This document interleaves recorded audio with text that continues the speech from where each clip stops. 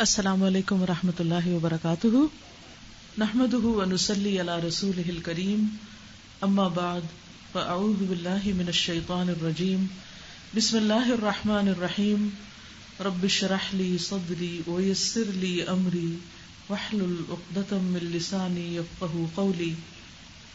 قرآن مجید میں اللہ سبحانہ وتعالی کا ارشاد ہے، وسارعوا الی مغفرۃ من ربکم وجنۃ عرضها السماوات والارض اعدت للمتقین الذین ينفقون في السراء والضراء والکاظمین الغیظ والعافین عن الناس واللہ يحب المحسنین۔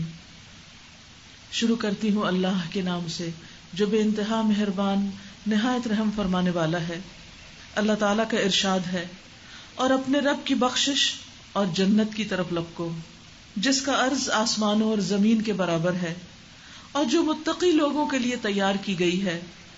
وہ لوگ جو خوشحالی اور تنگی میں وہ خرچ کرتے ہیں جو اللہ نے انہیں دیا ہے، اور غصے کو پی جانے والے ہیں، لوگوں کو معاف کرنے والے ہیں، اور اللہ تعالی محسنین سے، نیکی کرنے والوں سے محبت رکھتا ہے۔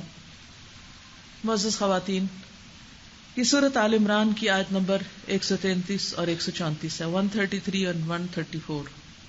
خطاب ہے مجھ سے اور آپ سے، ہم سب سے۔ اللہ سبحانہ وتعالی جو اس کائنات کا رب ہے، جس نے یہ دنیا بنائی، جس نے مجھے اور آپ کو پیدا کیا، جس کا علم اور جس کی قدرت ہر چیز پر محیط ہے، صرف وہ جانتا ہے اپنی مخلوق کو، اور ہم نہیں جانتے۔ جو کچھ بھی اس نے بنایا وہ صرف اور صرف اس کے علم میں ہے۔ اس کے علم کے مقابلے میں ساری مخلوق کا علم پہاڑ کے مقابلے میں ذرے کے برابر بھی نہیں، سمندر کے مقابلے میں قطرے کے برابر بھی نہیں۔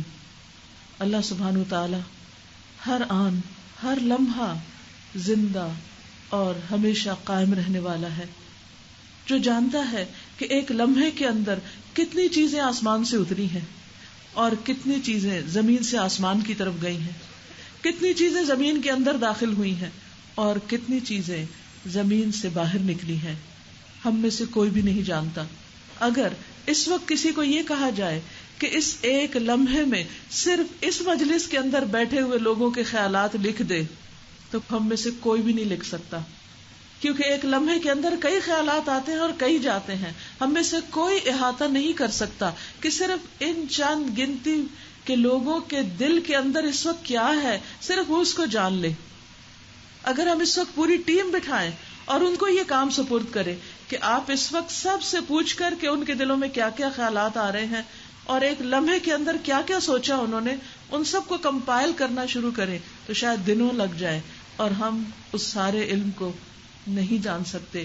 سوچئے اس پلانٹ کے اوپر کتنی مخلوق ہے، کتنے انسان ہیں جن کا شمار کوئی انسان صحیح طور پہ کر نہیں سکتا۔ اس زمین کا کوئی ایک انسان یہ نہیں جانتا کہ اس زمین پر کتنے لوگ پائے جاتے ہیں، کیونکہ ہر لمحہ لوگ مر رہے ہیں، لوگ پیدا ہو رہے ہیں۔ کتنی ہی روحیں ایسی ہیں جو اس وقت، جب سے میں نے بات شروع کی اس وقت سے لے کر اب تک انسانوں کے جسموں سے نکل کر اللہ کی طرف جا چکی ہیں۔ کون جانتا ہے کتنے لوگ صرف اتنی سی دیر میں دنیا میں فوت ہو گئے، اور ہم میں سے کوئی نہیں جانتا سوائے اللہ رب العالمین کے کہ اس وقت صرف اتنی سی دیر میں کتنی مخلوق پیدا ہو چکی ہے۔ یہ صرف وہی جانتا ہے جس نے پیدا کیا۔ الا یعلم من خلق وہو اللطیف الخبیر، کیا وہ نہ جانے گا جس نے پیدا کیا اور وہ بہت ہی باریک بین اور ہر چیز کی خبر رکھنے والا ہے۔ یہ وہ رب ہے جو عرش عظیم کا مالک ہے، وہ عرش عظیم کہ جس کی وسعت کا ہم اندازہ ہی نہیں کر سکتے۔ تو اللہ سبحانہ وتعالی اس نے ہمیں پیدا کیا، اور اس نے ہمارے لیے نہ صرف یہ کہ کھانے پینے اور اس زمین پر رہنے کے لیے اس زمین کو مناسب بنایا، بلکہ وہی رب ہے جس نے مجھے اور آپ کو اسلام کی ہدایت دی، اسلام کی طرف رہنمائی کی، سیدھا راستہ دکھایا، ہمارے درمیان محمد الرسول اللہ صلی اللہ علیہ وسلم کو بھیجا، جنہوں نے ہمارے لیے اللہ سبحانہ وتعالی سے ملنے والی ایسی کتاب چھوڑی کہ قیامت تک کوئی اس میں کسی قسم کی کوئی تبدیلی نہیں کر سکتا، جس میں انسانوں کی ظاہری اور باطنی زندگی کے لیے رہنمائی ہے، جو صرف ہمارے ظاہری حالات اور ظاہری اعمال نہیں، ہمارے دلوں کے اندر چھپے ہوئے غم، دکھ، خوف، پریشانی، محبت، ہر قسم کے احساسات اور جذبات کو کیا رخ اور کیا ڈائریکشن اختیار کرنی چاہیے اس کے بارے میں بھی رہنمائی کرتی ہے. صرف انسان اگر ایک آیت پر ہی غور کرنا شروع کر دے تو اس کی زندگی گزر جائے اور اس کے پہلوؤں کا احاطہ اس کے لیے ممکن نہ ہو. وہ رب مجھ سے اور آپ سے سب سے خطاب کر کے فرما رہا ہے وسارعوا اور جلدی کرو اور مقابلے میں چلو اور دوڑو لپکو فوراً اٹھو اور چلو. کس چیز کی طرف؟ الی مغفرۃ بخشش کی طرف، مغفرت کی طرف، توبہ کی طرف، اللہ سبحانہ وتعالی سے معافی مانگنے کی طرف. من ربکم جو تمہارا رب ہے، جس نے تمہیں پیدا کیا، جو تمہیں رزق دیتا ہے، جس نے زندگی دی اور جو موت کا مالک ہے، جس کی طرف تم واپس پلٹائے جاؤ گے، جو صحت اور بیماری اور قسمتوں کا بنانے والا ہے. ہر چیز اسی کی طرف سے ہے. اس رب کی طرف دوڑو، اس کی بخشش کی طرف دوڑو. اور ہم سب دوڑنے والے ہیں. ہمیں جب جس چیز میں کوئی فائدہ نظر آتا ہے ہم فوراً اس کی طرف لپکتے ہیں اور ایک دوسرے کے مقابلے میں جلدی جانے کی کوشش کرتے ہیں. کوئی بھی نئی چیز جب مارکیٹ میں آتی ہے تو ہم کیا چاہتے ہیں کہ سب سے پہلے وہ میرے پاس موجود ہو. کوئی نیا ڈیزائن، کوئی نیا کپڑا، کوئی بہترین چیز کہ جس سے ہماری دنیا کی قدر و قیمت میں اضافہ ہو سکے. اس کو حاصل کرنے کے لیے ہم کسی سے پوچھتے نہیں، کسی سے مشورہ نہیں کرتے، بس ہمارا دل چاہتا ہے اور ہم دوڑ پڑتے ہیں اور ہر قیمت پر اس کو حاصل کرنے کی کوشش کرتے ہیں. آپ دیکھیے کہ ٹیلی فون کی دنیا میں ایک انقلاب آیا ایپل کی وجہ سے. ایپل کا iPad, iPhone, iMac اور میک پرو اور بہت سارے جو اس کے پروڈکٹس تھے. اب دیکھیے کہ لوگ انتظار میں رہتے ہیں اور مسلسل اپ ڈیٹ رکھتے ہیں اپنے آپ کو کہ کس وقت اس کی کون سی پروڈکٹ آ رہی ہے، کس مہینے میں آ رہی ہے. اور اس سے پہلے کہ وہ آئے اور ملینز کی تعداد میں بھی آئے تو لوگوں کی لائنوں کی لائنیں ہوتی ہیں. دن رات دیکھنے والا حال ہوتا ہے کہ سب سے پہلے ہم ہوں اس کو حاصل کرنے والے. حالانکہ کیا ہے، اگر ایک دن لیٹ ہو گیا یا تھوڑے دن بعد ہی بھی کوئی چیز مل گئی تو مل ہی جائے گی. تو جس طرح لوگوں کی ایپل پروڈکٹس کی طرف دوڑ ہے اور جس طرح کسی اچھی خوبصورت جیولری اور اچھے قیمتی کپڑے کے لیے جو دوڑ ہے، اس سے بڑھ کر ہماری دوڑ اللہ سبحانہ وتعالیٰ کیا فرما رہے ہیں کس چیز کی طرف ہونی چاہیے؟ اللہ سبحانہ وتعالیٰ کی مغفرت کی طرف. کیونکہ ہم ہر لمحہ غلط کام کر جاتے ہیں، ہم بھول چوک کے شکار ہو جاتے ہیں، ہم سے گناہ ہو جاتے ہیں، تو ہم پھر اس کے بوجھ تلے نہ دبیں. کیونکہ انسان کے اندر ہر غلطی کے بعد ایک گلٹ پیدا ہوتی. جب وہ گلٹ اندر پیدا ہو جاتی ہے تو پھر انسان کا سکون لٹ جاتا ہے، اس کی خوشی ختم ہو جاتی، اس کے دل میں ایک ویرانی سی پیدا ہو جاتی. اس کے پاس سب کچھ ہوتے ہوئے بعض اوقات اس کے اندر خوشی نہیں ہوتی، سکون نہیں ہوتا، راحت نہیں ہوتی. تو اللہ سبحانہ وتعالی ہمیں ان بوجھوں سے آزاد کرنا چاہتا ہے. ہمیں ہماری غلطیوں اور ہماری برائیوں کے شر اور ان کے کانسیکوینس سے نجات دلانا چاہتا ہے. تو وہ کیا چاہتا ہے کہ ہم اس کی طرف دوڑیں، دیر نہ لگائیں، اس بات کا انتظار نہ کریں کہ جب بوڑھے ہو جائیں گے تو حج کر لیں گے اور پھر سارے گناہ معاف کروا لیں گے. کون جیتا ہے تیری زلف کے سر ہونے تک، کس کو پتا کہ کب تک کون زندہ ہے. اس لیے کبھی بھی دیر نہیں لگانی چاہیے. اور اللہ سبحانہ وتعالیٰ خود فرما رہے ہیں کہ آ جاؤ، پلٹ آؤ اور اللہ کی طرف رجوع کر لو، اپنے بوجھ سے آزاد ہو جاؤ، اس گلٹ سے باہر نکل آؤ. سارے نفسیاتی مسائل ختم ہو جائیں گے، ساری ذہنی بیماریاں ختم ہو جائیں گی، ساری پریشانی اور غم اور دکھ اور تکلیفیں دور ہو جائیں گی اگر تم اپنے رب کی طرف دوڑ کر آؤ گے اور اپنے رب سے معافی مانگ لو گے. الی مغفرۃ من ربکم، وہ رب کوئی پرایا نہیں، وہ تمہارا سب سے اپنا ہے کیونکہ تم اس کے بنائے ہوئے ہو. اور جس نے بنایا اس سے زیادہ اپنی تخلیق اور اپنی مخلوق سے کون پیار کرنے والا ہے. ماں بناتی نہیں ہے، وہ صرف جنم دیتی ہے، لیکن اس کو اپنے بچے سے کتنا پیار ہوتا ہے. اور اللہ سبحانہ وتعالیٰ تو 70 ماؤں سے بڑھ کر پیار کرنے والا ہے، اسے اپنے بندے سے پیار ہے. اسی لیے یہ حکم دے رہا ہے کہ دوڑ کر آؤ، غلطی ہونے کے بعد فوراً پلٹ آؤ اور معافی مانگ لو، بخشش مانگ لو. اور اللہ سبحانہ وتعالیٰ اس بات سے کس قدر خوش ہوتے ہیں. اس کی مثال حدیث میں آتی ہے، آپ میں سے بہت سے لوگوں نے سن بھی رکھی ہوگی کہ جیسے کوئی شخص کسی صحرا میں ایک اونٹنی پر کھانا پینا لے کر سوار ہو اور پھر تھک جائے تو کہیں آرام کرنے کے لیے لیٹ جائے، اور جب سو کر اٹھے تو دیکھے کہ اس کی اونٹنی کہیں کھو گئی ہے اور اب اس کے پاس کوئی بھی نہیں، نہ کوئی انسان، نہ چرند، نہ پرند اور کوئی مددگار نہیں. ایسے میں اس کو سوائے اپنی موت کے اور کچھ نظر نہیں آ رہا اور وہ بے قرار ہو کر پھر رہا ہے کہ اچانک اس کی اونٹنی سامنے آ جاتی ہے اور وہ خوشی کے مارے چلا اٹھتا ہے کہ یا اللہ میں تیرا رب اور تو میرا بندہ. یعنی بات الٹ دیتا ہے، تو اللہ سبحانہ وتعالیٰ فرماتے کہ جس طرح اس بندے کی خوشی کا تم اندازہ لگا سکتے ہو جس کو نئی زندگی مل جائے، اللہ سبحانہ وتعالیٰ اس سے بھی زیادہ خوش ہوتا ہے، اس سے بھی زیادہ خوش ہوتا ہے جب بندہ اس کی طرف پلٹ آتا ہے.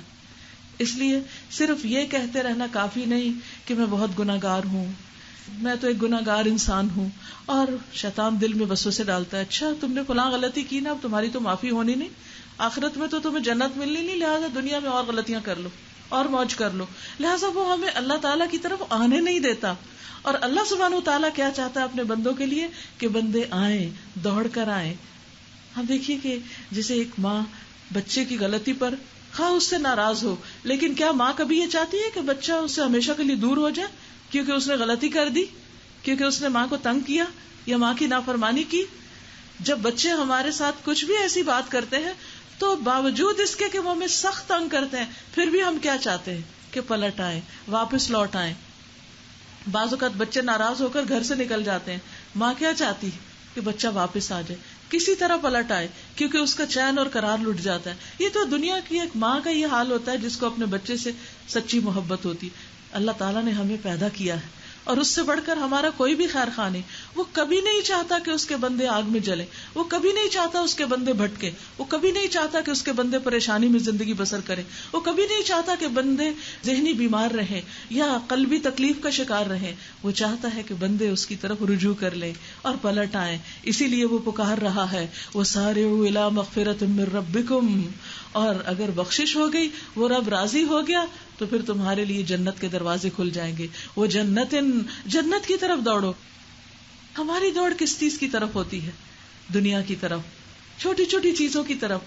دنیا جس کو کہا ہی حقیر گیا ہے وہ ہماری نظروں میں اتنی بڑی ہو گئی، اور وہ جنت کہ جس میں صرف ایک کوڑا رکھنے کی جگہ زمین و آسمان کی ہر چیز سے زیادہ خوبصورت ہے، اس جنت کو ہم بھول گئے. ایسی خوبصورت جنت کہ جس کا کوئی انسان تصور بھی نہیں کر سکتا. تو اللہ تعالیٰ فرماتے ہیں اسی شب و روز میں تم مت کھو کر رہ جاؤ، تم یہی کی دنیا میں مت کھو کر رہ جاؤ. تو صرف چند دن کی بات ہے. اگر تمہارے پاس دنیا کی ساری نعمتیں بھی ہوں تو بھی چھوڑ کر جانا ہے، کچھ بھی تو ساتھ نہیں لے جا سکتے. بڑے بڑے عالی شان گھروں میں رہنے والے سب کا انجام کہاں ہے؟ بالآخر ہم سب نے کہاں جانا ہے؟ اسی زمین کے 2 گز حصے میں، اور وہ بھی پتہ نہیں کہاں اور کیسا نصیب ہوتا ہے. اور وہ زمین کیسی ہے؟ وہ زرخیز زمین ہے یا کھاری زمین ہے یا ریتلی زمین ہے یا بدبودار مٹی ہے یا کیسی مٹی ہے؟ وہ زمین سب کا ٹھکانہ ہے.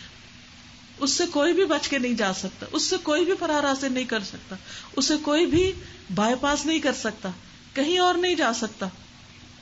عزیز پیارے سے پیارے ہمارے وہ ہمیں اپنے ہی ہاتھوں سے اتار کے چلے آتے ہیں، منو ٹنو مٹی کے نیچے دبا کے چلے آتے. تو اس لیے ہمیں اس دنیا کی حقیقت اچھی طرح معلوم ہونی چاہیے، اور دوسری طرف جنت کی حقیقت بھی. اور وہ جنت جو ہمیشہ کے لیے، جس کی خوشیاں لازوال ہیں، جس میں کوئی بھی چیز ناپسندیدہ نہیں، جس میں انسان کسی کی طرف سے کوئی بھی ہرٹ کرنے والی بات نہیں سنے گا. اب دیکھیے دنیا میں انسان کے پاس ساری نعمتیں ہوں، لیکن بعض اوقات کسی کی ایک چھوٹی سی بات اتنی تکلیف دے جاتی ہے کہ نرم سے نرم بستر پر بھی انسان کو چین نہیں آتا. اگر شوہر روگردانی کر لے، شوہر کسی اور عورت کی طرف متوجہ ہو جائے تو عورت کا کیا حال ہوتا ہے، خواہ دنیا بھر کی دولت اس کے قدموں میں ڈھیر کر دی جائے. تو ایسے میں دنیا میں انسان کے پاس مکمل راحت اور سکون اور خوشی ہے ہی نہیں، کیونکہ اللہ سبحانہ وتعالیٰ نے اسے دنیا میں نہیں اتارا، اسے جنت میں رکھا ہے. دنیا میں جتنی بھی ہم خوشی کی تلاش میں مارے پھریں، دوڑتے پھریں، کچھ سے کچھ کر لیں، ایک چیز جب ہمیں مل جاتی ہے اس کے بعد اس کا شوق ہی ختم ہو جاتا ہے. اس کے بعد ایک اور چیز ایکسپلور کرتے ہیں کہ وہاں سے خوشی ملے. جب وہاں سے تھوڑی بہت ہمیں لذت ملتی پھر اس کا مزہ ختم ہو جاتا ہے، پھر کسی اور چیز کی طرف دوڑتے ہیں. تو دنیا کے پیچھے دوڑ کر، مشرق سے مغرب تک، امریکہ سے آسٹریلیا تک دوڑ کر، ہر طرح کی چیزیں دیکھ کر آخر میں انسان کے پاس کیا رہ جاتا ہے؟ ہر چیز پھیکی لگنے لگتی ہے.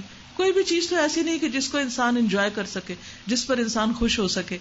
ہاں وہ جگہ جنت ہے کہ جہاں بوریت نام کی کوئی چیز نہیں، جہاں کوئی چیز پرانی نہیں ہوگی، جہاں کوئی جوانی بڑھاپے میں نہیں ڈھلے گی، جہاں پر انسان جو چاہے کھائے لیکن اس کو کوئی بدہضمی نہیں ہوگی، جہاں کسی قسم کی ڈائٹنگ کی ضرورت نہیں ہوگی، جہاں انسان کو اپنی ہر من پسند چیز ملے گی.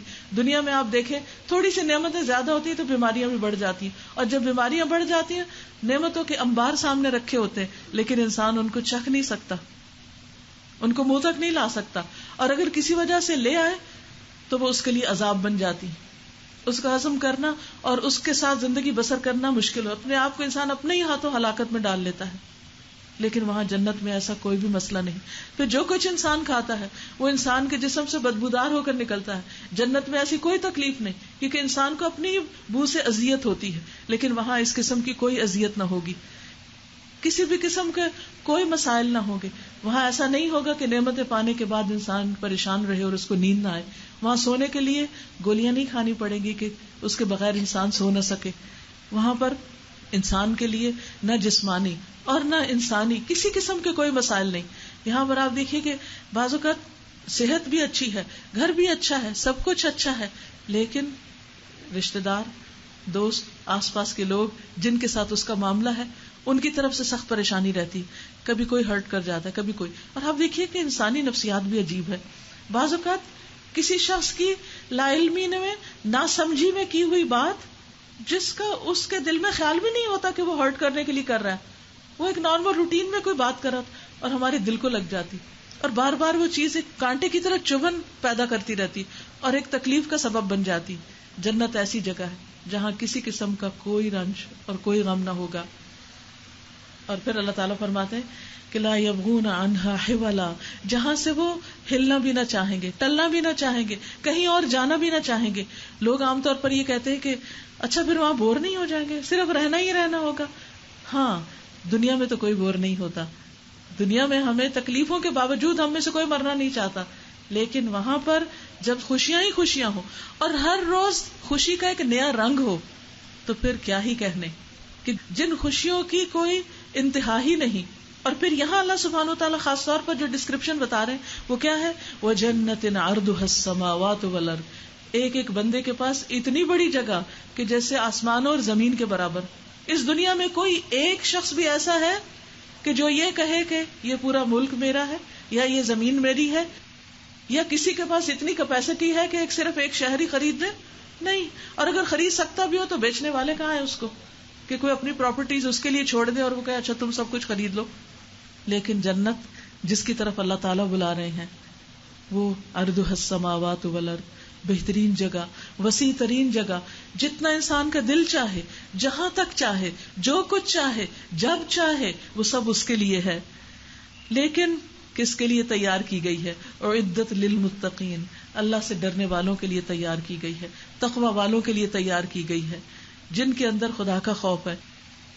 کیونکہ خدا کا خوف ایسی چیز ہے کہ جو انسان کی زبان سے غلط بات نکلنے سے اس کو روکتا ہے، غلط بات نہیں کرنے دیتا، جو انسان کے اندر ایسا ڈر پیدا کر دیتا ہے اللہ تعالیٰ کا کہ وہ انسان اپنے ہاتھ سے کسی کو تکلیف نہیں دیتا، انسان کسی طرح کسی کو پھر دھوکہ نہیں دیتا، کیونکہ اس کو پتا ہے کہ میرا رب ہر جگہ مجھے دیکھ رہا ہے.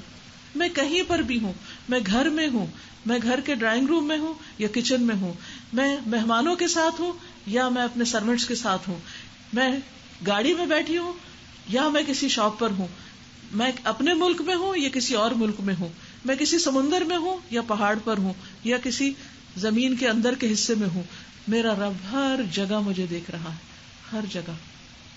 کسی نے ایک واقعہ بیان کیا کہ ایک شخص کے 4 شاگرد تھے، تو ایک شاگرد جو تھا وہ استاد کا بہت چہیتا تھا، تو جو باقی 3 تھے ان کو بہت حسد تھا کہ یہ استاد جو ہے یہ ہر وقت اس چوتھے کو زیادہ اہمیت دیتا ہے. تو اس نے کہا چلو آج میں سب کا ایک ٹیسٹ لیتا ہوں. ٹیسٹ یہ ہے کہ میں سب کو ایک ایک کبوتر دیتا ہوں اور جا کے ایسی جگہ ذبح کر کے آؤ جہاں پر کوئی دیکھنے والا نہ ہو، چھپا کے. تو کوئی کہیں جا کے گھس گیا، کوئی کہیں جا کے گھس گیا، کوئی کہیں جا کے گھس گیا، اور ہر ایک ایک ذبح کر کے لایا.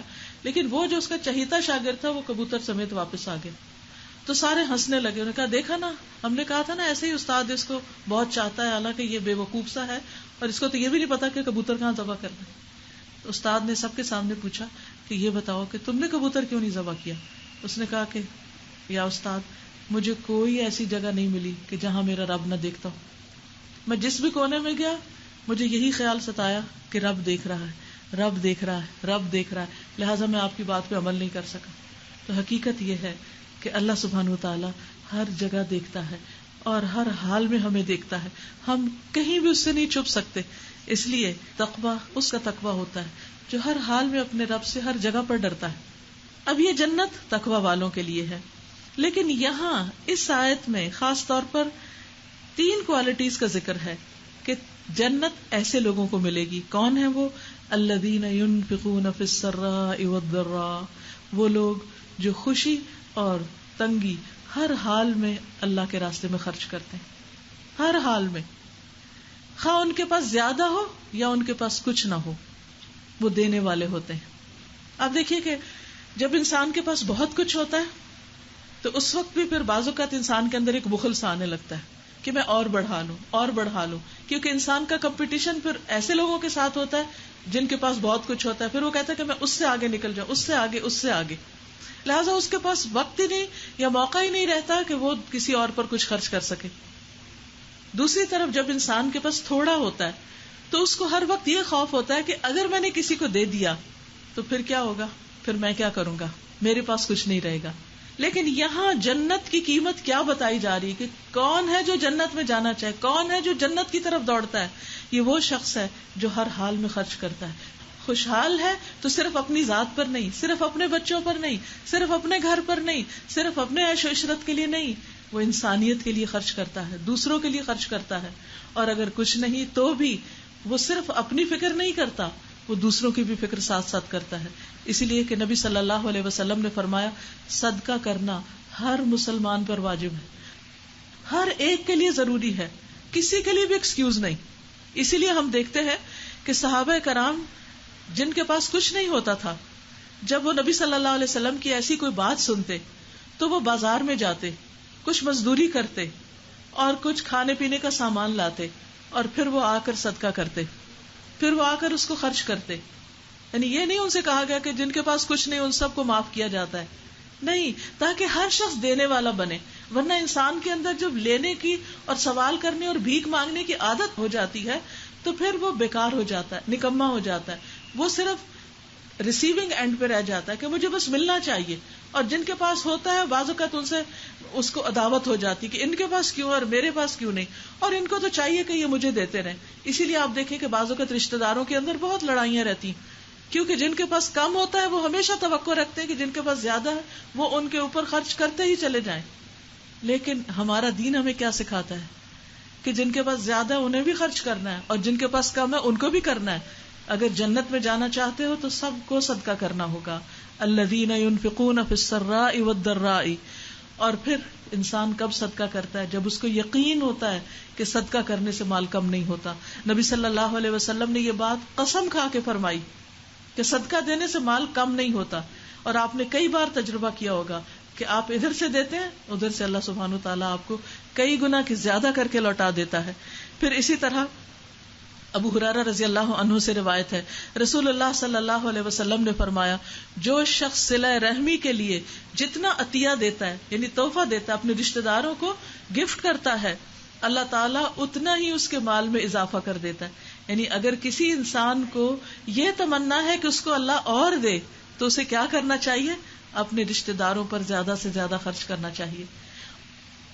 اور ویسے بھی آپ دیکھیں کہ جب انسان اپنے رشتہ داروں کے ساتھ صلہ رحمی کرتا ہے، جیسے کہ ایک اور حدیث میں بھی آتا ہے کہ جو شخص یہ چاہتا ہے اس کی عمر میں برکت ہو اور اس کے رزق میں اضافہ ہو، اسے چاہیے کہ رشتہ داروں سے اچھا سلوک کرے. کیونکہ رشتہ دار کمپٹیشن میں ہوتے ہیں نا، تو بعض اوقات ہم اس لیے نہیں کہ اچھا پھر یہ ہمارے مقابلے پر آ جائیں گے، تو اس لیے انسان ان کو اوائڈ کرتا ہے. یا یہ ہوتا ہے کہ رشتہ دار لینے کے باوجود بھی کبھی خوش نہیں ہوتے. آپ ان کو دیتے ہیں، وہ آپ کا اس طرح شکریہ ادا نہیں کرتے، نہ آپ کو لوٹاتے ہیں جس طرح آپ کسی غیر کو دیتے ہیں تو وہ آپ کا اتنا ممنون ہوتا ہے، آپ کو تھینک یو بھی کرتا ہے، پھر آپ کی قدر کرتا ہے، اور جب اس کو موقع ملے وہ آپ کو دینے کی بھی کوشش کرتا ہے واپس. تو اس لیے انسان کے لیے مشکل ہوتا ہے. پھر اسی طرح ایک اور حدیث سے پتہ چلتا ہے کہ صدقہ نعمتوں کو برقرار رکھتا ہے، کیونکہ جب ہمارے پاس کچھ ہوتا ہے تو ہمیں ایک خوف لاحق ہو جاتا ہے کہ کہیں چھن نہ جائے، کہیں ختم نہ ہو جائے، کہیں یہ دن پھر نہ جائیں. تو ایسے میں یہ یاد رکھیے کہ رسول اللہ صلی اللہ علیہ وسلم نے فرمایا اللہ تعالیٰ اپنے بندوں کو نفع دینے کے لیے خاص طور پر کچھ لوگوں کو نعمتیں زیادہ دے دیتا ہے. تو جن کو زیادہ مل جاتا ہے وہ ان کا ایک امتحان ہوتا ہے، کیونکہ اللہ نے ان کے ہاتھوں سے دوسروں کو دلوانا ہے. تو جب تک وہ خرچ کرتے رہتے ہیں ان کے انعامات برقرار رہتے ہیں، ان کی نعمتیں باقی رہتی ہیں، ان نعمتوں میں اضافہ ہی ہوتا رہتا ہے. اور اگر وہ نہ خرچ کریں، وہ دوسروں سے روک لیں، تو اللہ سبحانہ وتعالیٰ وہ دوسروں کو دے دیتا ہے. پھر وہ نعمت ان سے نکل کر کسی اور کے پاس چلی جاتی. تو اس لیے انسان کو اپنی نعمتوں کو برقرار رکھنے کے لیے، خواہ وہ علم ہے، خواہ وہ جسمانی قوت ہے، خواہ وہ مال ہے، کوئی بھی چیز ہے جو انسان یہ چاہتا ہے کہ اس کی نعمت باقی رہے، اسے چاہیے کہ وہ دوسروں کے ساتھ شیئرنگ کرتا رہے، اسے صرف اپنے لیے نہ سمجھے. پھر اسی طرح دنیا میں بھی انسان کے اوپر حیران کن طریقے سے اللہ کی رحمت ہوتی. ایک حدیث میں ایک واقعہ ملتا ہے کہ ایک شخص کہیں جا رہا تھا جنگل میں، تو اس نے بادل سے ایک آواز سنی. کسی نے کہا کہ فلاں جگہ جا کے برسو، یعنی کوئی بادل کو کہہ رہا ہے کہ فلاں شخص کے باغ کو سیراب کرو. تو بڑا حیران ہوا کہ یہ کیا معاملہ ہے. تو اسے بڑا تجسس ہوا کہ یہ شخص ہے کون کہ جس کے لیے اس نے آواز سنی ہے. اور یہ بالکل صحیح حدیث ہے، صحیح مسلم کی. بہرحال وہ شخص اس بادل کے پیچھے پیچھے جانے لگتا ہے. آخر ایک جگہ بادل برسنا شروع ہوتا ہے. جب برستا ہے تو پانی بارش کے ایک پتھریلی جگہ پر گرتا ہے، وہاں سے وہ ایک طرف کو سارا جمع ہو کر ایک نالی کی شکل اختیار کر لیتا ہے، اور وہ نالی کے ساتھ ساتھ چلنے لگتا ہے کہ چاہیے اب کدھر کو جا رہا ہے پانی. وہاں جاتا ہے تو ایک شخص کدال لے کے اس پانی کو اپنے باغ کی طرف کر رہا ہوتا ہے. تو پوچھتے تمہارا نام کیا ہے؟ کہتے تم نے میرا نام کیوں پوچھا ہے؟ اس نے کہا میں نے ابھی بادل سے ایک آواز سنی ہے اس نام کی، اور وہ اسی شخص کا نام تھا جس سے وہ بات کر رہا تھا، جس سے نام پوچھ رہا تھا، کہ کسی نے غیبی آواز دی کہ جاؤ اس شخص کے باغ کو سیراب کرو. تو مجھے یہ تجسس ہوا کہ وہ کون ایسا خوش قسمت ہے کہ جس کے لیے یہ حکم آ رہا ہے کہ بادل وہاں جا کے برسے. تو اب کیا ہوتا ہے، وہ اس سے پوچھتا کہ تم مجھے اپنی نیکی بتاؤ کہ اللہ تم پہ ایسے کیوں مہربان ہے، تمہاری کون سی خاص بات ہے. تو وہ کہنے لگا کہ میں کسی کو بتاتا تو نہیں، لیکن تم چونکہ اصرار کر رہے ہو تو میں تمہیں بتاؤں گا کہ میرے باغ میں سے جتنی بھی آمدنی ہوتی ہے میں اس کے 3 حصے کر لیتا ہوں. ایک اپنے لیے اور اپنے گھر والوں کے لیے، ایک اللہ کے راستے میں، اور ایک واپس اس باغ کے اوپر لگا دیتا ہوں. تو مال کی ایک زبردست مینجمنٹ، اپنے لیے، دوسروں کے لیے، اور پھر اس بزنس میں واپس اسی کے اندر ڈالنے کے لیے تاکہ وہ پھلتا پھولتا رہے. یہ واقعہ ہمیں کیوں سنایا گیا، یہ تجربہ کیوں کروایا گیا؟ تاکہ ہم سب کو بھی سکھایا جائے کہ ہم اپنے مال کے ساتھ کیا کریں، ہم اس کو کہاں خرچ کریں، کیسے خرچ کریں کہ اپنا حق بھی ہو، دوسروں کا حق بھی ہو، غریبوں، یتیموں، مسکینوں، بیواؤں، سب کا حق ہو اس میں. اور اس کے ساتھ ساتھ یہ کہ اس کو سارے کا سارا بھی نہ دے دیں کہ جس سے وہ آمدنی نکل رہی ہے، آ رہی ہے، وہ سارا سلسلہ ہی ختم ہو کر رہ جائے. نہیں، اس کو بھی بڑھایا جائے، کام میں بھی لگایا جائے، اور اس کے ساتھ ساتھ دوسروں کو بھی اس سے فائدہ پہنچایا جائے اور اپنی ذات کو بھی فائدہ دیا جائے. ہمارے یہاں بعض اوقات کیا ہوتا ہے کہ کچھ لوگ سارا اپنے اوپر کر لیتے ہیں، کچھ لوگ جب غریبوں کو دینے لگتے ہیں تو خود بالکل کنگال ہو جاتے ہیں، سارا غریبوں کو دے دیتے، اپنے گھر والوں کو بھی نہیں دیتے. اور کچھ لوگ جو ہے ایک انڈسٹری کے بعد ایک لگاتے چلے جاتے ہیں، نہ گھر والوں کو دیتے ہیں نہ غریبوں کو دیتے ہیں. تو اس سے کیا ہوتا ہے، بے اعتدالی ہو جاتی، ادھر گھر والے ناراض، ادھر رشتے دار ناراض، ادھر اپنی جان ہلاکت میں کہ دن رات کام ہی کیے چلے جا رہے ہیں اور کچھ نہیں ہو پا رہا. تو ایسے میں انسان کو جتنی بھی زندگی ملی ہے اس میں خود بھی اپنے آپ کو بھی راحت پہنچائے، دوسروں کو بھی خوش کرے، ان کی دعائیں لے، اور اس کے ساتھ ساتھ جو اللہ نے اس کو اسکل دی ہے، ہنر دیا ہے، اس کو آگے بھی بڑھائے تاکہ لوگوں کو مزید فائدہ پہنچے. پھر اسی طرح آپ دیکھیے کہ صدقہ انسان کے نفس کو بھی پاک کرتا ہے، یعنی انسان کے اندر جو بغض یا حسد یا کینہ یا دل کی گھٹن یا تنگی یا دل کی سختی، تو ان تمام چیزوں کا تزکیہ کرتا ہے. کیونکہ زکوٰۃ کا لفظ ہے، اس کا مطلب 2 معنی ہوتے ہیں، ایک معنی ہوتا ہے پاک کرنا اور ایک معنی ہوتا ہے بڑھانا.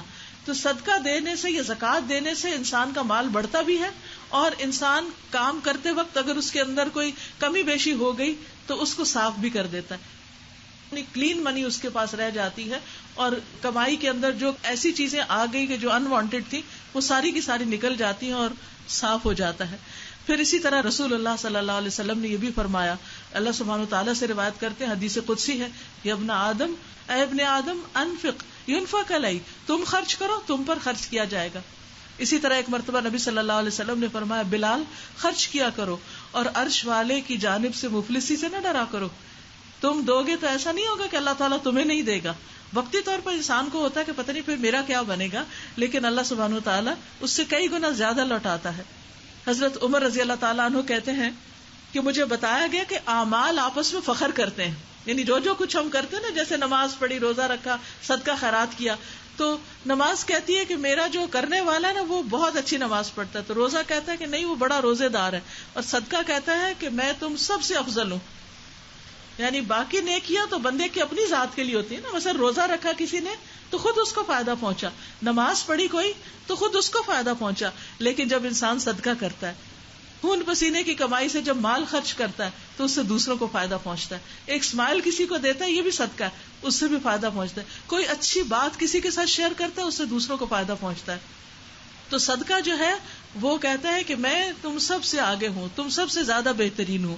پھر اسی طرح ابو ہریرہ رضی اللہ عنہ سے روایت ہے, انہوں نے نبی صلی اللہ علیہ وسلم کو یہ فرماتے ہوئے سنا کہ بخیل اور خرچ کرنے والے شخص کی مثال دو لوگوں کی طرح ہے جن کے جسم پر لوہے کے کرتے ہوں, جیسے وہ جو جنگ میں لوگ لباس پہنتے تھے زرہ وغیرہ, تو وہ دو کرتے دونوں نے پہنے ہوئے, یعنی اوپر سے لے کے نیچے تک.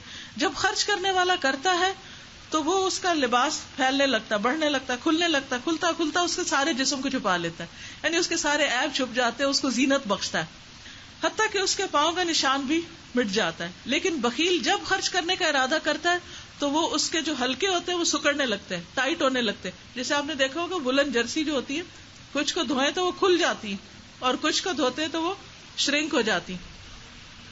تو بخیل کشادہ کرنے کی کوشش کرتا ہے لیکن وہ اس کا کھلتا نہیں, تو وہ اس کے اندر اور تنگی پیدا کرتا ہے.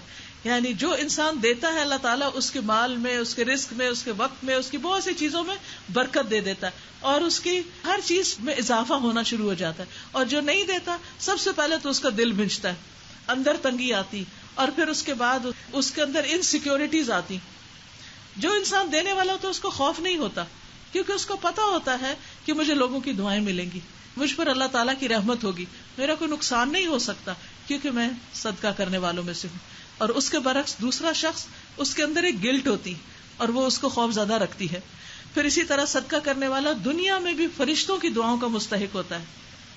ابو ہریرہ کہتے ہیں کہ ہر دن جو ہم صبح کرتے ہیں تو اللہ سبحانہ وتعالیٰ کے دو فرشتے اترتے ہیں زمین پر, ان میں سے ایک دعا کرتا ہے اے اللہ خرچ کرنے والے کو اور زیادہ دے, اور دوسرا کہتا ہے اللہ روک کے رکھنے والے کے مال کو ضائع کر دے. جو روک رہا ہے اس کو ضائع کر دے, اور جو دینے والا ہے اس کے مال کو اور زیادہ بڑھا دے. پھر اسی طرح نبی صلی اللہ علیہ وسلم نے فرمایا جب مسلمان صدقے کے لیے نکلتا ہے تو وہ 70 شیطانوں کے جبڑے توڑ کے صدقہ کرتا ہے, یعنی 70 شیطانوں کو ہراتا ہے. کیونکہ آسان نہیں ہوتا, ایک رکاوٹ, دوسری رکاوٹ, ایک فکر, دوسری فکر, حتیٰ کہ انسان ڈیسائیڈ کر کے بعض اوقات الگ بھی کر لیتا ہے تو شیطان آ کے اس کو بہکاتا ہے, وہ انسان واپس اپنے مال میں دوبارہ شامل کر لیتا. یعنی نیت کرنے کے باوجود ایک وقت میں انسان موٹیویٹ ہوتا ہے, ایک شخص کی ضرورت سمجھ آتی ہے, انسان اپنی آخرت کے لیے اور خاص طور پر اس جنت کے لیے. آپ دیکھیں دنیا میں اگر کوئی پرائم لینڈ آپ نے خریدنی ہو, کوئی بہترین پراپرٹی خریدنی ہو, تو اس میں آپ کو چھوٹی چھوٹی ساری اپنے پیسے جمع کر کے ساری انویسٹمنٹ سب کچھ. مجھے یاد ہے کہ ہمارے ایک جاننے والے تھے, انہوں نے مکہ میں گھر خریدنا تھا, وہ جو بنے تھے نا بلڈنگ سامنے, مروہ ٹاور, زمزم ٹاور, تو ان کو یہ تھا کہ چلے ہم نے ادھر انویسٹ کیا ہوا ادھر, تو ایک ہم اللہ کے گھر کے پاس جگہ لے لیتے ہیں اور وہاں پر ہم بار بار تاکہ جا کے سکون سے رہ سکیں. اچھا, تو اب یہ جب انہوں نے گھر دیکھ لیا تو اب اس کے بعد ظاہر ہے کہ ملینز میں اس کی پرائز تھی, چھوٹا سا گھر تھا لیکن بہت ہی مہنگا. اب انہوں نے کیا کیا, انہوں نے اپنی کچھ لینڈز بیچی. جو خاتون تھی ان کا شوق سب سے زیادہ تھا, انہوں نے کہا کہ میں تو اپنی ساری جیولری دے رہی ہوں, مجھے تو یہ گھر چاہیے, مجھے جیولری نہیں چاہیے. انہوں نے اپنی جیولری دی. اسی طرح کر کرا کے انہوں نے گھر لے لیا.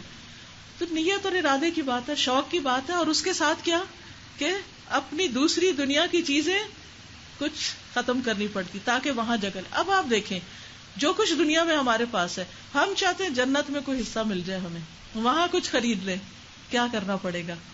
یہاں کی جو انویسٹمنٹس ہیں یا جو پراپرٹیز بنائی ہوئی ہیں ان میں سے کچھ دے کر وہاں ملے گا. یہ نہیں ہو سکتا کہ یہاں بھی رکھے اور وہاں بھی.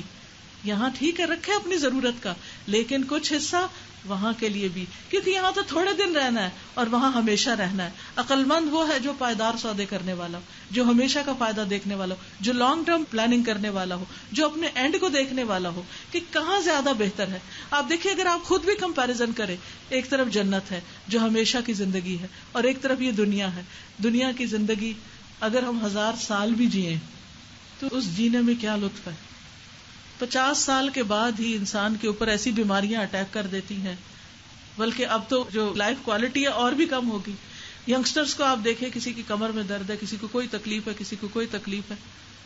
کیسی کیسی انہونی قسم کی بیماریاں آ گئی ہیں، جس میں ذہنی بیماریاں، جذباتی، روحانی، ہر قسم کی بیماریاں موجود ہیں. اگر ہمارے پاس سب کچھ بھی ہو تو یہ بیماریاں ہمیں زندگی سے لطف اندوز نہیں ہونے دیتی. کہاں دوسری طرف جنت کہ جہاں صرف خوشیاں ہی خوشیاں ہیں. تو عقل مند کیا چاہے گا؟ کہاں انویسٹ کروں، کہاں لگاؤں، کس جگہ زیادہ کروں؟ تو عقل مند وہی ہے جو اللہ کے ہاں اللہ کا قرب پانے کے لیے، وہاں گھر بنانے کے لیے اور اللہ سبحانہ وتعالیٰ کے قریب ترین اور رسول اللہ صلی اللہ علیہ وسلم کے قریب ترین ہونے کے لیے، مقرب بننے کے لیے انویسٹمنٹس کرے. رسول اللہ صلی اللہ علیہ وسلم نے فرمایا، اللہ تعالیٰ فرماتا ہے میرا بندہ جن جن باتوں سے میرا قرب حاصل کرتا ہے ان میں کوئی عبادت مجھے اس سے زیادہ محبوب نہیں جو میں نے اس پر فرض کی. یعنی سب سے زیادہ فرض ادا کر کے، جیسے نماز، روزہ، حج، زکوٰۃ ادا کر کے انسان اللہ کے قریب ہوتا ہے، اور میرا بندہ فرض ادا کرنے کے بعد نفل ادا کر کے مجھ سے اتنا قریب ہو جاتا ہے کہ میں اسے محبت کرنے لگتا ہوں. یعنی فرض کی ادائیگی کے بعد نوافل کی کثرت، خواہ وہ نماز میں ہو، خواہ وہ عمرے کی شکل میں ہو حج کے بعد، خواہ وہ زکوٰۃ کے بعد نفلی صدقات کی شکل میں ہو، جب انسان نفل ادا کرنے لگتا ہے تو اللہ کا پیارا بن جاتا ہے. اس سے بڑی سعادت کسی کے لیے کیا ہو سکتی کہ وہ اللہ کا محبوب بن جائے. دنیا میں لوگوں کی محبتیں حاصل کرنے کے لیے انسان کیا کیا کرتا ہے. اگر ہمارے دل کو یہ چاہت لگ جائے کہ ہم اللہ کے پیارے بن جائیں اور اللہ ہم سے محبت کرنے لگے تو کوئی مہنگا سودا نہیں. اللہ سبحانہ وتعالیٰ نے راستہ بتا دیا ہے کہ کیا کرنا ہے. اور دوسری طرف والکاظمین الغیظ، اپنا غصہ پی جانے والے. صدقہ تو دینا ہے اور غصہ پینا ہے. کچھ چیزیں دینے والی اور کچھ روکنے والی. بعض اوقات صدقہ کرنا آسان ہوتا ہے، انسان دے دیتا، اچھا یہ بھی دے دیتا ہوں، یہ بھی دے دیتا ہوں، اللہ تعالیٰ کے پاس کئی گنا واپس زیادہ کر کے ملے گا. لیکن کیا مشکل ہو جاتا ہے اس کے لیے؟ اپنے غصے کو روکنا. والکاظمین الغیظ. اب یہ غصے کو روکنا بہت مشکل کام. اکثر لوگ کہتے ہیں ہمیں غصہ بہت آتا ہے، کوئی علاج بتائیں، کوئی وظیفہ بتائیں، یا ان کے گھر والوں میں سے کسی کو بہت غصہ آتا ہے. ایک تو صدقے سے وہ غصہ وغیرہ دور ہوتا ہے، اور دوسرا یہ کہ انسان کو اللہ تعالیٰ نے بتا دیا کہ اسے کنٹرول کرنا پڑے گا، اس کے اوپر بند باندھنا پڑے گا. جب دل کے اندر ایک آگ بھڑک اٹھے تو اس کو بجھانا پڑے گا. وہ صدقہ ویسے بھی آگ بجھاتا ہے. تو انسان کے لیے اگر جنت میں گھر چاہیے تو غصہ کنٹرول کرنا پڑے گا. غصہ وقتی طور پر انسان کو کیا کر دیتا ہے؟ انسان کی عقل کو کھا جاتا ہے. سب کو پتا ہے نا کہ غصہ عقل کو کھا جاتا ہے. تو جس انسان کی عقل ہی نہیں رہی، پاگل ہو گیا جو، پھر اس کا کیا کہنا. وہ کتنا بھی بظاہر عقل مند بنے، لیکن وہ جب غصہ کر بیٹھتا ہے تو اپنی عزت کھو بیٹھتا ہے، دوسروں کے دلوں میں اس کا مقام گر جاتا ہے. اس کے بعد وہ 100 دفعہ سوری کرے. آپ دیکھیں بعض لوگ غصہ کرتے ہیں، اس کے بعد پھر سوری کرنے لگتے ہیں، تو لوگ ان کی سوری بھی قبول نہیں کرتے. وہ کہتے ہیں تم نے تو کام بنا لیا، ہر تھوڑے دن کے بعد تم سوری کرنے لگ جاتی. تو حقیقت یہ ہے کہ انسان کو جنت میں داخلے کے لیے کچھ بھی کرنا پڑے تو وہ کر گزرے. اور اسی میں سے ایک کیا ہے کہ غصہ کنٹرول کرے. اور نبی صلی اللہ علیہ وسلم نے فرمایا کہ کسی انسان نے کوئی گھونٹ اس سے زیادہ بہتر نہیں پیا جو وہ غصے کا گھونٹ پی لیتا ہے. بہت سی چیزیں ہم پینے کے شوقین ہیں، پیتے ہیں، لیکن سب سے بہترین گھونٹ جو اللہ کے نزدیک ہے وہ غصے کا ہے، جو انسان باہر لانے کے بجائے واپس اپنے اندر کر لیتا ہے. مشکل ضرور ہے، ناممکن نہیں. اور اس کے لیے تو بالکل مشکل نہیں جس نے جنت کمانی ہو. آپ دیکھیے کہ جیسے ایک انسان جب بزنس کرتا ہے تو وہ کیا کہتا ہے، کسٹمر از آلویز رائٹ. بعض اوقات کسٹمر اتنی بڑی بڑی باتیں کر جاتے ہیں، لیکن کامیاب بزنس مین کیا کرتا ہے، وہ باہر بھڑک اٹھتا ہے جواباً. وہ نہیں بھڑکتا، وہ سب کچھ پی جاتا ہے. کس لیے؟ اس لیے کہ اس کی نظر اس وقت پروفٹ پہ ہے، کہ جو اس کو وہاں سے ملنے والا ہے. اس لیے بہت ضروری ہے کہ ہم اپنے پروفٹ پہ نظر رکھیں اور غصے کو پی جائیں. اور تیسری چیز کیا فرمائی، والعافین عن الناس، لوگوں کو معاف کر دینے والے. یعنی اگر کوئی غصہ کرے ان پر کوئی ان سے بری بات کر دے، کوئی ان کو تکلیف دے جائے، کوئی ان کا نقصان کر جائے، کوئی ان کے ساتھ زیادتی کر جائے تو وہ اس کو دل پر نہیں لیتے. تکلیف ہوتی ہے لیکن وہ اس کو بھلا دیتے ہیں، اس کو معاف کر دیتے ہیں. بہت مشکل کام ہے لیکن ناممکن نہیں. جو ارادہ کر لے اس کے لیے اللہ سبحانہ وتعالی آسانی فرما دیتے ہیں. اللہ تعالیٰ سے دعا ہے کہ اللہ تعالیٰ ہمارے لیے آسان کر دے. یاد رکھیے جب ہم کسی کو معاف کرتے ہیں تو ہمارے اپنے دل کا بوجھ اٹھتا ہے، اور اس سے زیادہ اللہ سبحانہ وتعالیٰ ہمیں معاف کر دیتے ہیں. حضرت ابوبکر صدیق رضی اللہ تعالیٰ عنہ کی زندگی میں ایک بہت بڑی مشکل کا سامنا کرنا پڑا کہ ان کی پیاری بیٹی حضرت عائشہ رضی اللہ تعالیٰ عنہ پر ایک بہت بڑا الزام لگا دیا گیا تھا، اور بہت ہی غلط الزام تھا، اور الزام لگانے والے 2-3 لوگ تھے، باقی مسلمان ان کے ساتھ شامل نہیں ہوئے. جب اللہ سبحانہ وتعالیٰ نے حضرت عائشہ کی برات کر دی تو اس موقع پر حضرت ابو بکر کو بہت صدمہ پہنچا کہ وہ الزام لگانے والا وہ شخص تھا جو ان سے ماہوار وظیفہ لیتا تھا، جس پر وہ خرچ کر رہے تھے، جو ان کا اپنا ہی رشتہ دار تھا. تب قدرتی طور پر ریئیکشن کیا ہونا تھا غصے میں کہ میں اب اس کو مزہ چکھاتا ہوں، میں اس کو اب آئندہ نہیں کچھ دوں گا تاکہ اس کو سمجھ آئے. جو ہی انہوں نے ارادہ کیا، ابھی نیت ہی کی کہ وہ آئندہ ان پر خرچ نہیں کریں گے، تو اللہ سبحانہ وتعالیٰ نے آیات اتار دی. اور کیا آیت تھی؟ الا تحبون ان یغفر اللہ لکم، کیا تم نہیں چاہتے کہ اللہ تعالیٰ تمہیں معاف کر دے؟ اگر تم چاہتے ہو کہ اللہ تمہیں معاف کر دے تو تم اس کا قصور معاف کر دو. بہت بڑا قصور تھا، قرآن مجید نے اس کو قصور مانا، لیکن ساتھ ہی کہا کہ اب توبہ کر لیے تو معاف کر دو. تو اللہ تعالیٰ کیا چاہتے ہیں کہ بندے ایک دوسرے کو معاف کرتے رہیں. اور یقین مانیے یہ ہر روز کرنا پڑے گا. ایک مرتبہ نبی صلی اللہ علیہ وسلم سے کسی نے پوچھا ہم اپنے غلام کو، اپنے خادم کو، اپنے سرونٹ کو کتنی دفعہ دن میں معاف کریں؟ آپ نے فرمایا 70 بار معاف کرو. کیونکہ جو کام کرے گا وہ غلطیاں کرے گا، وہ پریشان کرے گا، لیکن اگر اس کو نکال دو گے دوسرا آئے گا، پھر دوسرا غلطی کرے گا، تیسرا آئے گا وہ غلطی کرے گا، پھر انسان کا اپنا ہی بلڈ پریشر ہائی ہوگا. غصہ کر کر کے اور ناراض ہو کے اور نہ معاف کر کے اور دل پر بوجھ لے لے کے. تو اس لیے کیا کرو، معاف کر کے ہلکے ہو جاؤ. اس میں پورا لیکچر دینے والی ہوں میں آپ کو درگزر پر، کیونکہ اللہ سبحانہ وتعالیٰ فرماتے ہیں وَلْيَعْفُوا وَلْيَصْفَحُوا أَلَا تُحِبُّونَ أَن يَغْفِرَ اللَّهُ لَكُمْ، چاہیے کہ معاف کر دیں، درگزر کریں. کیا تم نہیں چاہتے کہ اللہ تعالیٰ تمہیں معاف کر دیں؟ پھر نبی صلی اللہ علیہ وسلم نے فرمایا صدقہ دینے سے مال کم نہیں ہوتا، جو بندہ معاف کرتا ہے اللہ اس کی عزت بڑھا دیتا ہے. یعنی اگر ہم سروینٹس کو معاف کریں گے نا تو وہ اتنی عزت کریں گے اپنے مالک کی، جہاں بیٹھیں گے تعریفیں کریں گے، کیونکہ ان کی اپنی ایک گواہی ہوتی. اور ویسے بھی آپ دیکھیے کہ بندے جو ہوتے ہیں نا مخلوق خدا کی، وہ ہمارے حق یا خلاف میں گواہ ہوتے ہیں. اکثر آپ دیکھیں گے کہ بعض اوقات جو پڑھے لکھے ڈرائیور ہوتے ہیں نا، تو انہوں نے جب زندگیاں کسی کے ساتھ گزاری ہوتی ہے تو کئی دفعہ وہ بڑے بڑے راز افشا کرتے ہیں. کچھ عرصہ پہلے میں نے کسی کا پڑھا تھا کہ اس نے ہمارے جو موجودہ پرائم منسٹر ہیں ان کے بارے میں لکھا ہوا تھا کہ ان کے ساتھ انہوں نے ڈرائیونگ کی. انہوں نے وہ واقعہ بیان کیا کہ ایک موقع پر میں نے دیکھا کہ وہ کسی پر ناراض ہوئے اور اس کے بعد انہوں نے معافی بھی مانگی. تو اس دن سے ان کی میرے دل میں بہت زیادہ قدر بیٹھ گئی کہ یہ شخص اتنے مقام پہ پہنچ کر اگر ایک وقت انسان ہونے کے ناطے غصہ کر گیا ہے تو جتنا کوئی بڑا ہوتا ہے اس کو معافی مانگنا اتنا ہی مشکل لگتا ہے. تو انہوں نے اپنے سے چھوٹے سے خود معافی مانگی کہ میری غلطی تھی. تو کسی بھی انسان کے سوری کہنے سے اس کی قدر کم نہیں ہوتی، اس کی عزت بڑھ جاتی ہے. تو یہ اللہ تعالیٰ کا وعدہ ہے، اور جو بندہ اللہ کے لیے عاجزی اختیار کرتا ہے اللہ تعالیٰ اس کا درجہ بلند کر دیتا ہے. اور معاف کرنا اس وقت آسان ہو جاتا ہے جب انسان اللہ کی خاطر معاف کرتا ہے کہ اس کا اجر میں نے اللہ سے لینا ہے. میں چاہتی ہوں میرے سارے گناہ معاف ہو جائے اور اللہ مجھے اپنی رحمت میں شامل کر لے، تو اس وقت آسان ہو جاتا ہے معاف کرنا. پھر اسی طرح آپ دیکھیے کہ انسان کیا چاہتا ہے کہ دنیا میں اور آخرت دونوں میں اللہ تعالیٰ اس کے عیب چھپا دے اور اس پر اپنی رحمتیں برسائے اور اس کو اپنے مقرب بندوں میں شامل کر لے.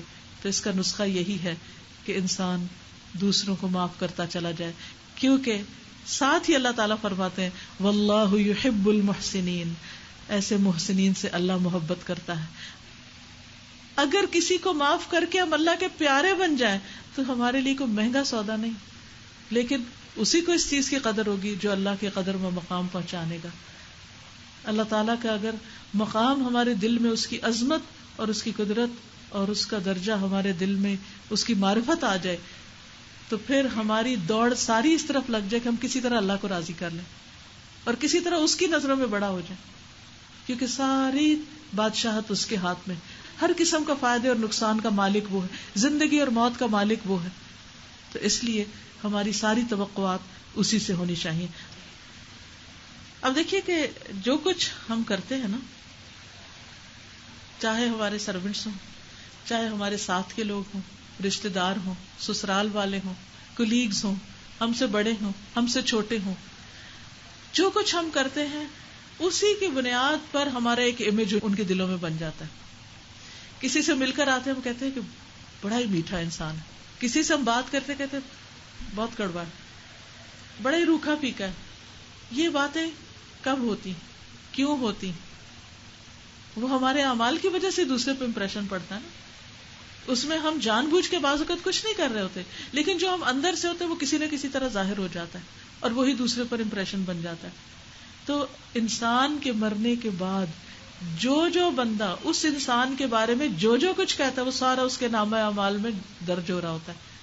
مرنے کے بعد اپنے اعمال تو کچھ نہیں، ہم اپنے منہ سے اپنی کتنی بھی تعریف کریں تو وہ تو کوئی نہیں مانے گا، ہمارے عمل دیکھے جائیں گے. جیسے اللہ تعالیٰ فرماتے ہیں کہ وَعْمَلُوا وَسَيَرَ اللَّهُ عَمَلَكُمْ، عمل کرو، کر کے دکھاؤ، اللہ تمہارے عمل دیکھتا ہے.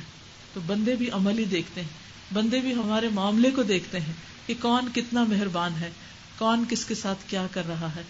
اس آیت کو دوبارہ آپ کو سنواؤں گی تاکہ اس بات کو اچھی طرح ذہن نشین کر لیا جائے.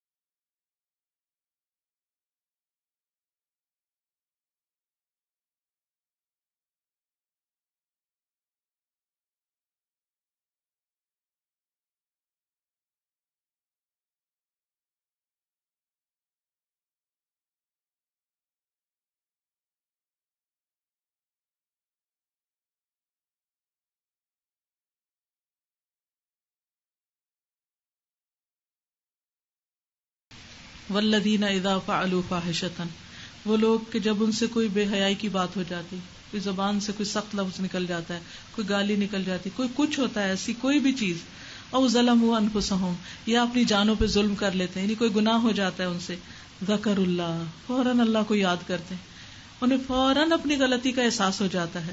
فاستغفروا لذنوبہم، وہ اپنے گناہوں کی معافی مانگنے لگتے ہیں. ومن یغفر الذنوب الا اللہ، اور اللہ کے سوا گناہوں کو معاف کون کر سکتا ہے. وَلَمْ يُصِرُّوا عَلَى مَا فَعَلُوا، اور اپنے کیے پر اصرار نہیں کرتے، جم نہیں جاتے، یعنی اپنی غلطی پہ ڈھیٹ نہیں بن جاتے، فوراً پلٹ آتے ہیں. وَهُمْ يَعْلَمُونَ، اور وہ جانتے ہوتے ہیں. أُولَئِكَ جَزَاؤُهُمْ مَغْفِرَةٌ مِّن رَّبِّهِمْ، ایسے لوگوں کا بدلہ، ایسے لوگوں کی جزا ان کے رب کی طرف سے بخشش، ان کے لیے بخشش کا پروانہ آ جاتا ہے. وَجَنَّاتٌ، اور جنتیں، تجری من تحتها الانہار، جن کے نیچے نہریں بہ رہی ہیں، خالدین فیہا، جن میں وہ ہمیشہ رہیں گے. ونعم اجر العاملین، اور عمل کرنے والوں کا اجر کتنا بہترین ہے، کتنا خوبصورت ہے. تو ایک طرف مغفرت اور جنت کی دعوت دی، اور دوسری طرف وہ کام بتا دیے جو اللہ تعالیٰ کی بخشش اور جنت میں جانے کا سبب بنتے ہیں. اور پھر چونکہ ہم انسان ہیں، غلطیاں ہوتی ہیں، فرمایا کہ غلطی پھر بھی ہوگی، ارادہ کرو گے، نیت کرو گے، کرنے نکلو گے، پھر پھسلو گے. جب پھسلن ہو جائے تو فوراً پلٹ آؤ، اللہ کو یاد کرنے لگو، گناہ کی معافی مانگ لو، تو اللہ تعالیٰ اس کے بدلے میں وہ باغات عطا کرے گا جن کے نیچے نہریں بہتی ہیں، اور وہ ہمیشہ ہمیشہ کے لیے ہوں گے. اور یہ اجر، یہ بدلہ، یہ صلہ، یہ ثواب اس کے لیے ہے جو کچھ کر کے دکھائے. تو اللہ تعالیٰ سے دعا ہے کہ وہ ہمیں عمل کی توفیق عطا فرمائے. وآخر دعوانا ان الحمد للہ رب العالمین. ایسا ہے کہ یہ کتاب میں اپنے ساتھ لائی ہوں، جس سے میں نے کچھ احادیث آپ کو سنائی ہیں.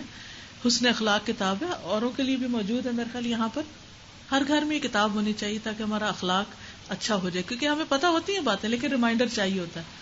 اور پھر ہم اپنے بچوں کے ساتھ بھی شیئر کر سکتے ہیں، دوسروں کو گفٹ بھی کر سکتے ہیں، کیونکہ سب سے بھاری نیکی قیامت کے دن میزان کے اندر انسان کا اچھا اخلاق ہوگا.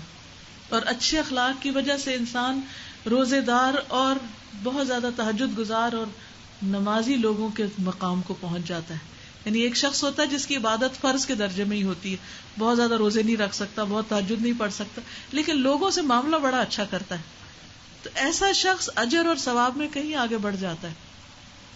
تو اس لیے یہ تمام یہ جو ٹاپکس اس کے اندر دیے گئے ہیں کہ کیا کیا چیزیں اخلاق میں آتی ہیں، ہمیں کس طرح اپنے آپ کو سنوارنا ہے.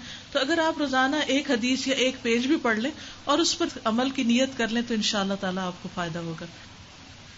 دعا کر لیتے ہیں.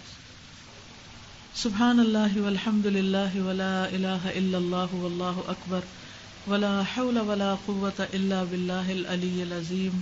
اللہم صل علی محمد وعلی آل محمد كما صليت على إبراهيم وعلى آل إبراهيم إنك حميد مجيد.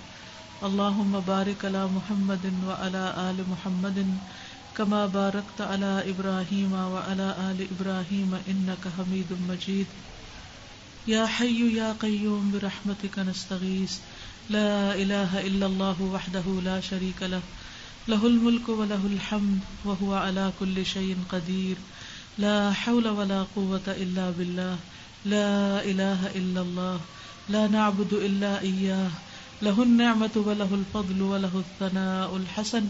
لا إله إلا الله مخلصين له الدين ولو كره الكافرون. لا إله إلا أنت سبحانك إني كنت من الظالمين. سبحان الله والحمد لله ولا إله إلا الله والله أكبر ولا حول ولا قوة إلا بالله العلي العظيم. یا رب العالمین یا ارحم الراحمین یا ذا الجلال والاکرام یا من بیدہ ملکوت کل شیء وہو علی کل شیء قدیر. اللہ ساری چیزوں کا مالک تو ہے. یا رب ہماری زندگی تیرے ہاتھ میں ہے. یا اللہ ہمارا انجام بھی تیرے ہاتھ میں ہے. ہم سب تجھ سے رحمت کی درخواست کرتے ہیں. اللہ دنیا اور آخرت میں ہم سب پر اپنی رحمت نازل فرما. اللہ ہمارے دلوں میں اپنی محبت پیدا کر دے، اپنی کتاب کی محبت پیدا کر دے، اپنے دین کی محبت پیدا کر دے. اللہ ہمارے دلوں میں آخرت کی محبت پیدا کر دے، دنیا سے زیادہ جنت کی محبت پیدا کر دے. اللہ ہمیں جنت کا شوق عطا کر. یا اللہ ہمیں اپنا دیدار نصیب فرمانا. اللہ اپنے ملاقات کا شرف نصیب فرمانا. یا اللہ ہم سے اچھے اچھے کام لے لے. اللہ ان کاموں کی توفیق دے جن سے تو راضی ہو جائے، اور ہر اس چیز سے بچا جس سے تو ناراض ہوتا ہے. یا رب العالمین ہمارے کبیرہ اور صغیرہ گناہوں کو معاف فرما دے. یا اللہ ہم ہر لمحہ غلطی کرتے ہیں، ہم پھسل جاتے ہیں، ہم بھول جاتے ہیں، شیطان دشمن ہمارے اندر وسوسے ڈالتا ہے. اللہ ہم بہت مشکلات کا شکار ہیں، تو ہماری حفاظت فرما اور ہمیں ایمان پر ثابت قدمی نصیب فرما. اللہم وفقنا لما تحب وترضى. یا اللہ تمام بیماروں کو صحت عطا فرما. اللہ سب دکھی لوگوں کے دکھ دور فرما، سب کی پریشانیاں دور فرما، سب کے گھروں میں سکون پیدا کر دے. اللہ اس گھر پر اپنی خیر و برکت نازل فرما، اپنی رحمتیں نازل فرما. انہوں نے جس طرح تیرے ذکر کو بلند کیا ہے، تیرے نام کی یہ مجلس قائم کی ہے، یا اللہ تو ان کا ذکر اپنے فرشتوں کی مجلس میں فرما. یا اللہ تو ہم سب کو نیکی کے کاموں میں ایک دوسرے سے آگے بڑھنے کی توفیق دے. یا اللہ ہماری دوڑ تیری بخشش اور تیری جنت کی طرف لگ جائے. یا اللہ اس کا شوق ہمیں ہر چیز سے بڑھ کر ہو جائے. یا رب العالمین تو ہمارے بچوں کو ہدایت دے. اللہ تو انہیں صحیح راستہ دکھا. اللہ تو ان کی حفاظت فرما، ان کو حیا دے، تقوی دے، بہترین اخلاق عطا کر دے، اور انہیں ہمارے لیے صدقہ جاریہ بنا دے. یا اللہ جو کچھ بھی تو نے ہمیں نعمتیں عطا کی ہیں انہیں اپنے راستے میں خرچ کرنے کی توفیق عطا فرما. یا رب العالمین تو ہمارے دلوں کو صاف کر دے، ہمیں دوسروں کو معاف کرنے کی توفیق دے. اللہ ہمیں اپنے غصے کو کنٹرول کرنے کی توفیق دے. یا اللہ ہم تجھ سے تیری محبت مانگتے ہیں. اللہ تو ہمیں محسنین میں شامل کر دے، ایسے لوگوں میں شامل کر دے جن سے تو محبت کرتا ہے. یا اللہ جتنی بہنیں یہاں آئی ہیں، جتنے بھی لوگوں نے اپنا وقت لگایا ہے، یا اللہ ان سب کا آنا قبول فرما. یا اللہ جو کچھ ہم نے سنا ہمیں اس پر عمل کی توفیق عطا فرما اور ہمارے دلوں کو نرم کر دے. ہمارے دلوں میں خیر اور بھلائی کی طرف بڑھنے کی محبت پیدا کر دے. یا اللہ سب کی کوشش قبول فرما. یا اللہ جنہوں نے اس مجلس کا اہتمام کیا ہے اور جو جہاں جہاں سے بھی آئے ہیں ان سب کا آنا قبول فرما لے. اللہ تو ہمیں جنت الفردوس میں جگہ عطا فرمانا. یا اللہ تو ہمیں نبی صلی اللہ علیہ وسلم کے ہاتھوں حوض کوثر پر پانی نصیب فرمانا. یا رب العالمین تو پل صراط آسانی سے گزار دینا. یا اللہ تو جنت الفردوس عطا فرمانا. یا رب العالمین تو ہمیں قرآن والوں میں سے اٹھانا. یا رب العالمین تو ہمیں قرآن کا خادم اور معلم بنا دے. یا اللہ تو ہمیں اپنی کتاب سے محبت کرنے والا بنا دے. ربنا تقبل منا. اللہ ان سب کے دلوں میں جو دعائیں ہیں تو جانتا ہے, جو ان کی تمنائیں اور حاجات ہیں تو جانتا ہے. اللہ تو ان کو پورا کر دے. یا اللہ سب کی دعائیں قبول فرما. یا رب العالمین جو ہمارے لوگ فوت ہو چکے ہیں, جو دنیا سے جا چکے ہیں, اللہ ان کی بخشش فرما. ہمارے والدین پر اپنی رحمت نازل فرما. جنہوں نے جن دعاؤں کے لیے کہا اللہ تعالیٰ ان سب کی دعائیں قبول فرما. ربنا تقبل منا انك انت السميع العليم وتب علينا انك انت التواب الرحيم. وصلی اللہ تعالی علی خیر خلقہ محمد وعلی آلہ واصحابہ واہل بیتہ اجمعین برحمتک یا ارحم الراحمین. الہی آمین. سبحانک اللہم وبحمدک اشہد ان لا الہ الا انت استغفرک واتوب الیک. السلام علیکم ورحمۃ اللہ وبرکاتہ.